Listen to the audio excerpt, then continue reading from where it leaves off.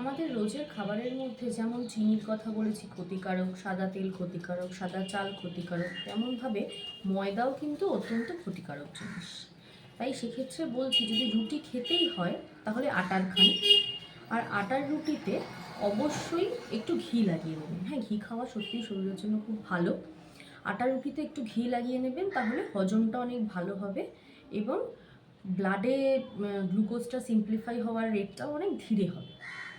তো সহজ ভাষায় বলতে গেলে আপনার রুটি খেতে হলে ঘি লাগিয়ে খেলে অনেকটাই বেশি উপকার হবে। আর তাছাড়া আপনি মিক্সড অন্য কোনো আটা, যেমন ভুট্টার আটা, বাজরার আটা, জোয়ারের আটা বা মিক্সড ছাতু, এই ধরনের জিনিসও খেতে পারেন। কিন্তু সেক্ষেত্রে বলা উচিত যে বাজরার আটা, জোয়ারের আটা খাওয়ার কিন্তু আলাদা আলাদা ঋতু থাকে, সবসময় সবটা খাওয়া যায় না। সেক্ষেত্রে যদি সহজ পদ্ধতিতে খেতে হয়, আমাদের গমের আটা, তার মধ্যে সেই রুটি করে, তার মধ্যে আপনি অবশ্যই সাদা আটা নয়, লাল আটা, ভুসিওয়ালা লাল আটা, সেটা রুটি করে তার মধ্যে ঘি লাগিয়ে খান, সেটা শরীরের জন্য অত্যন্ত উপকারী। Thank you.